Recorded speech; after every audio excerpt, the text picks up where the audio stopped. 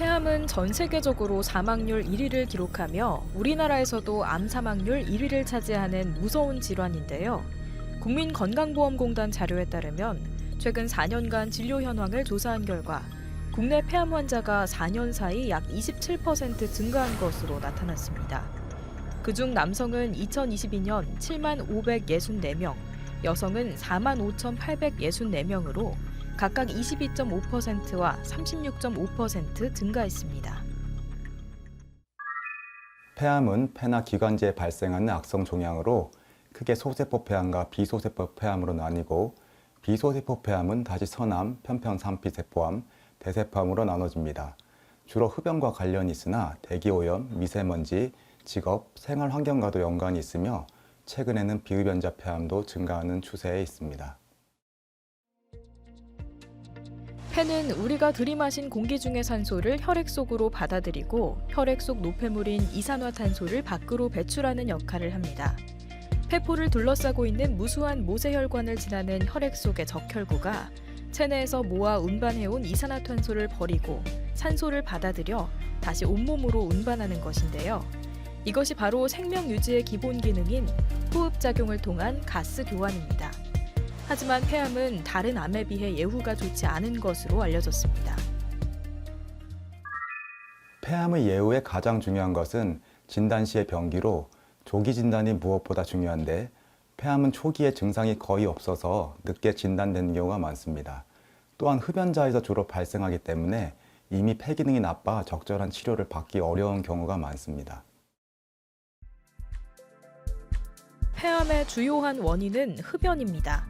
흡연은 모든 폐암 원인의 약 70% 정도를 차지할 것으로 추정되는데요. 그 외의 위험 요인은 간접 흡연, 폐섬유증, HIV 감염, 성면 라돈, 비소 크롬, 니켈, 이온화 방사선, 유전적 요인 등인데요. 특히 여성은 남성보다 간접 흡연에 더 취약해서 주변에 흡연자가 있는 여성은 폐암에 걸릴 확률이 더 높습니다. 일반적으로 건강검진 때 시행하는 흉부 엑스레이는 작은 병변이 보이지 않아 폐암 검진용으로는 적절하지 않습니다. 따라서 저설량 흉부 CT를 촬영하는 것이 좋은데, 저설량 흉부 CT는 방사선 피폭량이 적고 해상도가 높아서 작은 병변도 초기에 발견할 수 있습니다. 안타깝게도 폐암 진단 당시 환자들의 병기를 보면 약 25% 수준에서 조기의 진단이 이루어지고 있습니다. 폐암을 조기 진단할 때 빚어지는 오해는 가슴 방사선 사진이 폐암의 진단 방법이라고 생각하는 것인데요. 가슴 방사선 사진은 폐암을 조기에 진단할 수 있는 방법이 아닙니다. 방사선 사진에서 보이려면 종양의 크기가 매우 커야 합니다. 폐암의 진단에는 조직검사가 필요합니다. 일단 조직검사를 통해 폐암이 확진된 후에는 병기를 알기 위한 검사를 하게 되는데요. 병기에 따라 치료 방법이 달라지기 때문에 정확한 병기를 설정하는 것이 중요합니다. 이를 위해 펫CT, 뇌 MRI를 통해 전이가 의심되는 병변을 찾고, 필요한 경우 의심 병변에 대한 초음파 기관지 내시경 등 추가 조직 검사를 시행할 수 있습니다.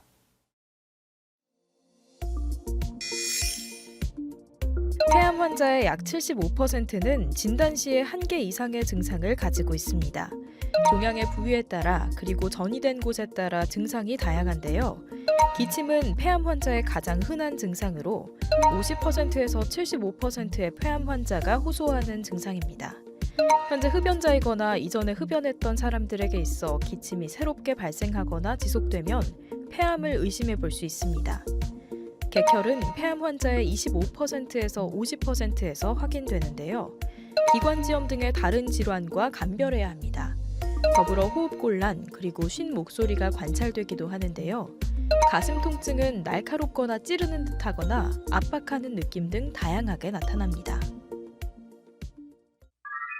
폐암의 조직검사 방법은 크게 피부를 통한 바늘 조직검사 방법과 기관지 내시경을 이용한 방법으로 나눌 수 있습니다. 바늘 조직검사는 기흉, 객혈 등 합병증이 많아서 최근에는 기관지 내시경과 기관지 내시경 초음파를 이용한 방법을 주로 사용하고 있습니다. 조직검사로 얻는 폐암 조직은 크게 소세포암과 비소세포암으로 나뉘는데요. 소세포 폐암의 경우에는 아무리 초기라도 수술하지 않고 항암 치료를 받아야 하는 암이고 이를 통해 폐암이 완치할 수 있지만 비소세포 폐암은 수술로 병소를 도려내는 것이 가장 완치 가능성이 높은 치료입니다. 최근에는 개인별 맞춤 치료를 위해 치료 시작 전 유전자 검사 등 추가로 검사할 항목들이 많습니다. 따라서 조직량이 적으면 필요한 검사를 충분하게 할 수 없는 경우가 발생하기 때문에 충분한 조직을 얻어야 합니다. 또한 조직을 충분하게 얻으면 검사의 정확도 자체도 상승하기 때문에 환자의 상태에 따라서 적절한 조직 검사를 선택하는 것이 중요합니다. 폐암은 재발이나 전이가 많고 완치율이 낮아서 다른 암에 비해 사망률이 높습니다. 질환의 특성이 이러하기에 폐암 치료가 일단 끝났다 해도 재발과 새로운 암의 발생을 예방하고 치료 부작용을 극복하기 위한 추후 관리가 매우 중요한데요. 규칙적으로 짧게 가벼운 운동이나 활동을 하는 것이 좋고 폐의 기능을 활성화하기 위해 계속적으로 심호흡 운동, 바른 체위 운동, 기침을 유발하는 자극 물질들을 피해야 합니다. 예방에 가장 중요한 것은 금연입니다. 금연은 폐암뿐만 아니라 거의 모든 암의 발생과 연관이 있습니다. 이미 폐암으로 진단받은 분들도 흡연을 지속하면 새로운 폐암이 발생할 수 있고 예후에 악영향을 끼치기 때문에 반드시 금연하여야 합니다. 여기서 잠깐! 잘못된 의학 상식을 바로잡아 건강도 지키고 상식도 키우는 Yes or No. 조직 검사나 수술하면 암이 퍼진다는데 사실인가요? 노입니다. 폐암의 조직 검사 방법 중 피부를 통한 바늘 조직 검사 방법은 폐암에 접근하기 위해서 피부 아래 흉벽, 흔히 늑막이라고 알고 계신 흉막을 바늘이 통과하여 조직을 얻게 됩니다. 이후 조직 검사 바늘이 다시 이러한 구조물들을 통해 나오는 과정에서 드물지만 바늘에 묻어있던 암세포가 주변 장기로 퍼질 수가 있습니다. 하지만 기관지 내시경을 이용한 조직 검사는 다른 구조물들을 뚫어서 접근하는 것이 아니라 이미 존재하는 기관지로 들어가서 조직을 얻기 때문에 폐외 다른 장기로 퍼지는 경우는 거의 없다고 보시면 되겠습니다.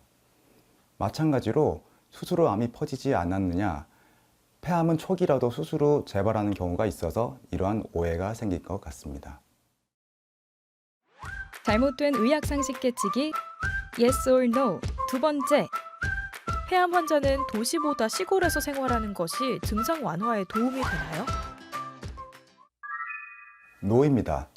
대기오염이 폐암의 발생에 영향을 미치는 것은 이미 알려졌지만 폐암을 진단받은 상태에서 어떤 영향을 미치는지는 불분명합니다. 수술 후 회복 중이거나 현재 항암 치료를 받는 분들은 갑자기 증상이 악화되거나 치료 합병증이 발생할 수 있어서 의료기관과 너무 멀지 않은 곳에서 생활하시는 것이 좋습니다. 폐암은 진행이 빠를 수 있기에 조금만 지연돼도 완치 기회가 사라질 수 있어 무엇보다 치료 시기를 놓치지 않는 것이 중요합니다. 그나마 다행인 것은 폐암은 확실한 위험인자가 알려져 있다는 것인데요. 평소 폐암의 예방 관리 수칙을 기억함은 물론 조기 진단을 높일 수 있는 검진에 관심을 기울여야겠습니다. 폐암의 예후에 가장 영향을 많이 미치는 것은 조기 진단입니다. 폐암 고위험군은 저설량 CT를 이용한 검진을 받는 것이 좋습니다. 만약 폐암 의심 병변이 발견되었을 경우 적절한 조직 검사 방법을 통해 충분한 조직을 얻고 병기를 정확하게 설정하는 것이 최선의 치료를 받기 위해 중요합니다.